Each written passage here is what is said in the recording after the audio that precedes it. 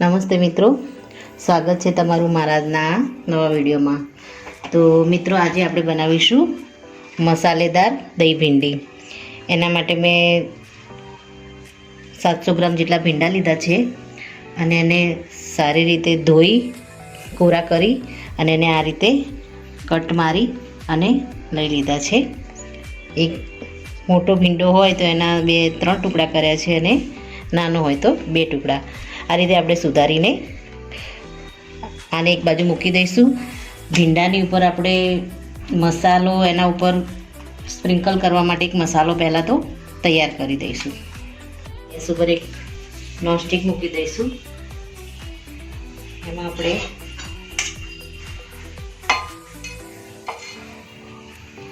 સાતથી 8 મરી લીધા છે અને 1 ચમચી જેટલા આમાં મેં દાણા એડ કર્યા છે।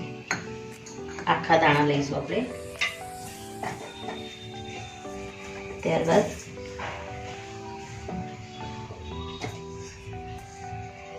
અડધી ચમચી જેટલી આપણે આમાં વરિયાળી એડ કરીશું। ત્યારબાદ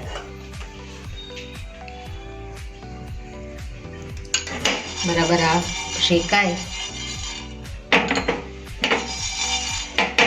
આપણી પાસે જીરું શેકેલું જ છે તો પણ આમાં સહેજ આપણે આને ગરમ કરી લઈશું।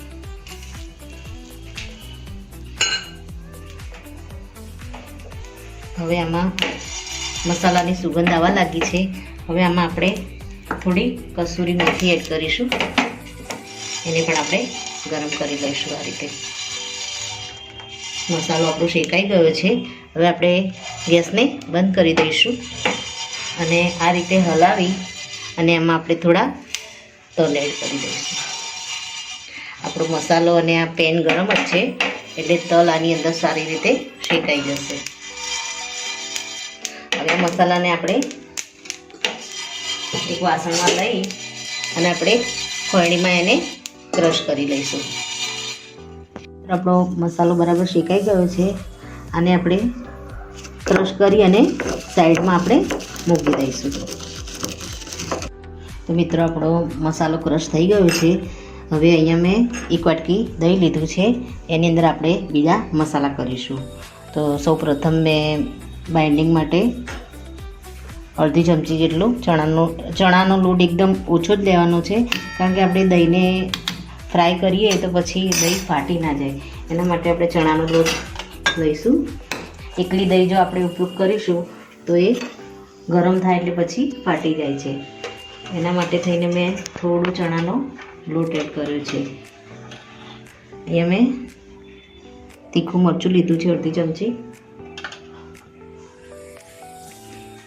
હળદર લીધી છે અડધી ચમચી,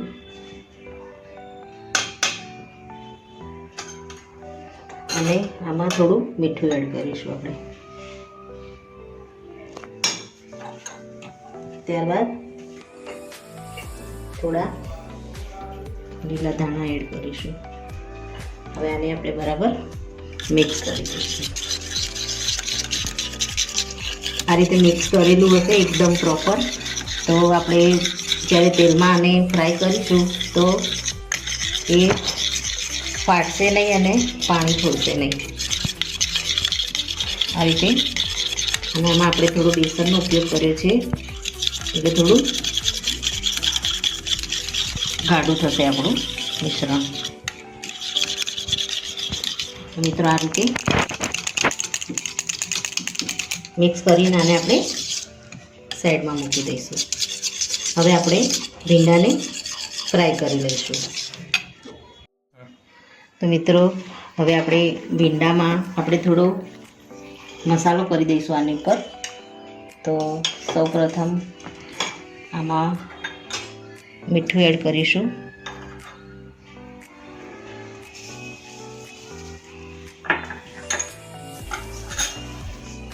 ત્યારબાદ કાશ્મીરી લાલ મરચું એડ કરીશું આમાં,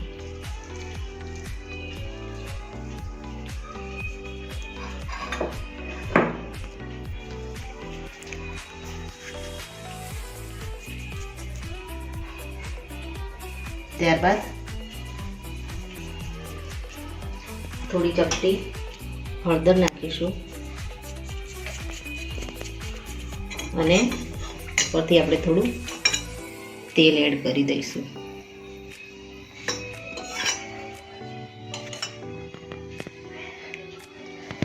હવે આને ફ્રાય કરીશું તો ભીંડા એક ચીકણા નહીં થાય અને આપણા ભીંડા એકદમ છૂટા છૂટા રહેશે. આ રીતે ભીંડાને આપણે મિક્સ કરી દઈશું.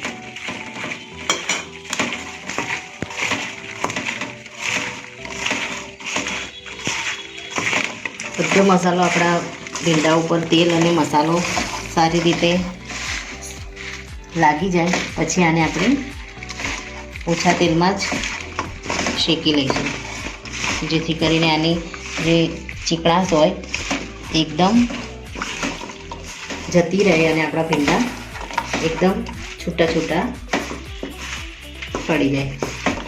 તો મિત્રો બધો મસાલો આમાં સ્પ્રેડ થઈ ગયો છે. હવે આને આપણે ગેસ ઉપર એક વાસણ મૂક્યું છે, એમાં થોડું તેલ એડ કરી લઈશું. 1 ચમચી જેટલું મેં આમાં તેલ નાખ્યું છે. હવે આપણું તેલ થોડું ગરમ થાય એટલે આપણે આની અંદર આ ભીંડાને એડ કરી દઈશું.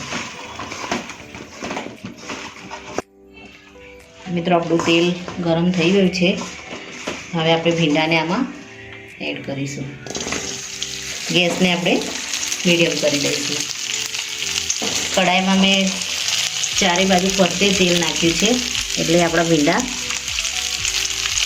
ચોંટે નહીં.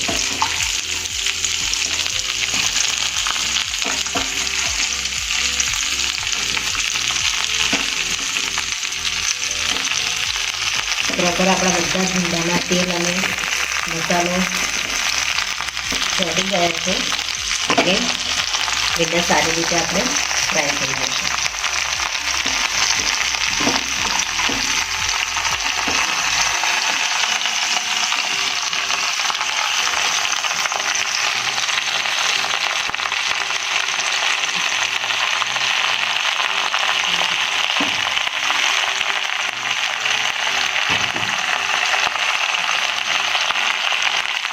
અને આપણે વચ્ચે વચ્ચે આ રીતે ઉપર નીચે કરતા રહીશું એટલે આપણા ભીંડા પ્રોપર શેકાઈ જાય અને એનામાં જે ચીકણાશ છે એ બધી મળી જાય.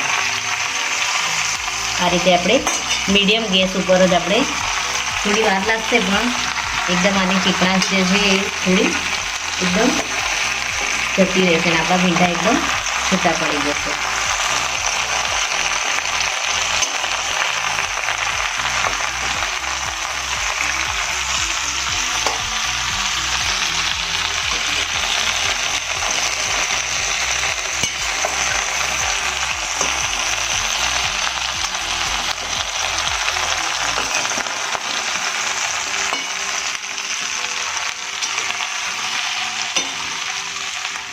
આ રીતે કરવાથી ભીંડાની બધી જ ચીકણાશ નીચે આવી જશે અને ભીંડા એકદમ છૂટા પડી જશે. આમાં મિત્રો તમે તમારે લીંબુનો ઉપયોગ કરવો હોય તો પણ કરી શકો છો. એનાથી પણ ભીંડા આપણા એકદમ છૂટા છૂટા થઈ જાય છે.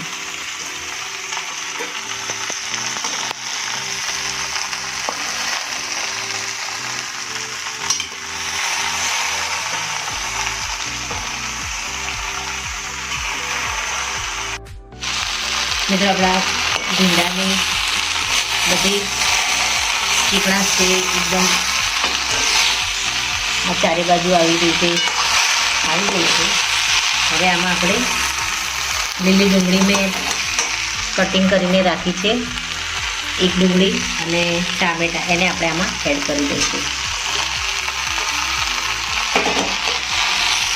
આપણે પહેલાં એડ નથી કર્યા કારણ કે ભીંડા ચીકણા હોય છે અને એને છતાં થોડી વાર લાગે છે એટલે આપણે હવે આની અંદર એડ કરીશું. એટલે આપણા ભીંડા ગરમ છે એની અંદર આપણા ડુંગળી અને ટામેટાં સારી રીતે અંદર શેકાઈ જાય.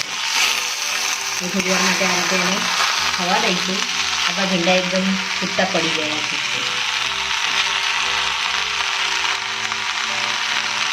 આ રીતે એને થવા દઈશું. તો આપણા ભીંડા અને આ ડુંગળીને જે આપણે એડ કરીશું આમાં બરાબર શેકાઈ ગયું છે. હવે આને આપણે ગેસ બંધ કરી અને એક અલગ વાસણમાં કાઢી દઈશું અને સાફ વાસણમાં આનો વઘાર કરીશું.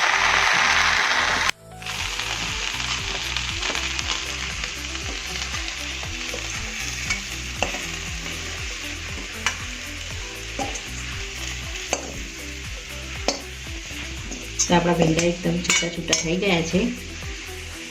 હવે આપણે બીજા વાસણમાં દહીંનો વઘાર કરીશું. તો આપણે હવે દહીંને વઘારવાની શરૂઆત કરીશું. સૌપ્રથમ તો કઢાઈ આપણે મૂકી દીધી છે. આમાં હું રાઈ એડ કરીશ થોડી. આપણી રાઈ બરાબર થાય ત્યારબાદ આપણે આમાં તેલ એડ કરીશું.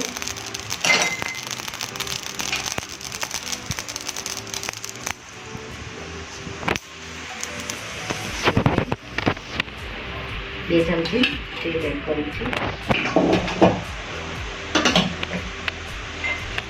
ત્યારબાદ તેલ ને રાઈ બરાબર આવી ગઈ છે. આમાં આપણે ચપટી હિંગ એડ કરીશું.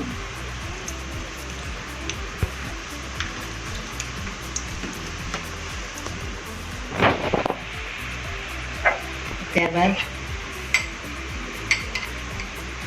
આદુ અને સમારેલા મરચાં છે એને આમાં એડ કરી દઈશું.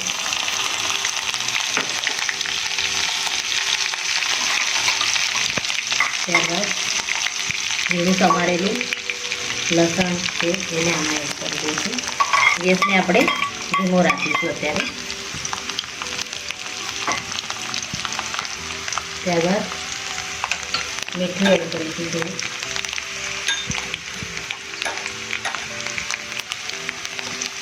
ચપટી મીઠું નાખીશું. આપણે દહીંમાં પણ મીઠું એડ કરેલું છે. હવે આપણે આમાં ધાણા થોડા એડ કરી દઈશું. બરાબર હલાવી દઈશું.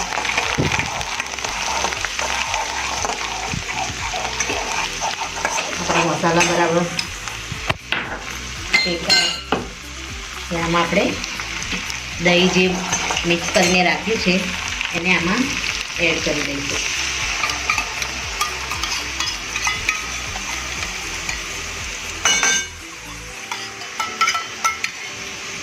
આને આપણે હલાવીશું.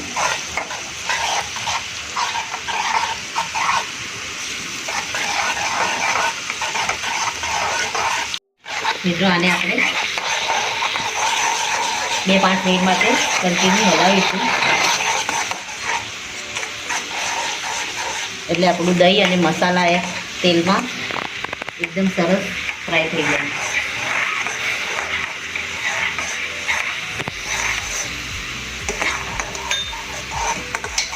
આમાં આપણે કલર માટે થોડું કાશ્મીરી મરચું એડ કરીશું.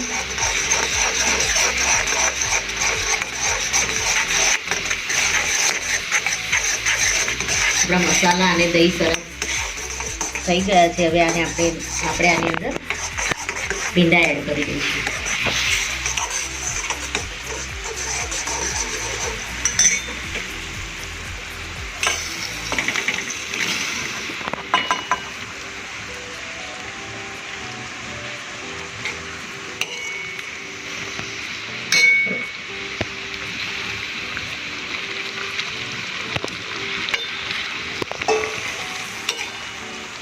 ત્યારબાદ એને ગેસને ફૂલ રાખી અને આપણે આ રીતે હલાવી દઈશું, જેથી કરીને બધો મસાલો ભીંડામાં આવી જાય.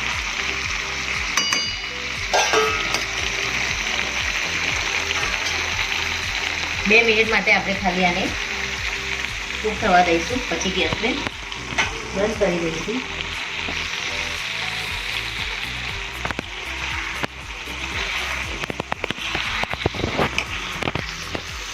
તો મિત્રો મિત્રો આપણી મસાલા ભીંડી રેડી થઈ ગઈ છે. હવે આપણે ગેસને બંધ કરી દઈશું અને ઉપરથી આપણે જે ધાણા અને એનો જે શેકીને જે મસાલો બનાવ્યો હતો એને આપણે આની ઉપર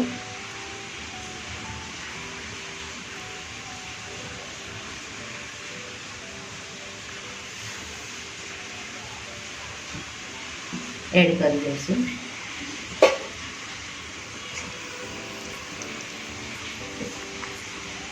તો મિત્રો આપણી દહીં મસાલા ભીંડી રેડી થઈ ગઈ છે. હવે આને આપણે સર્વ કરી દઈશું.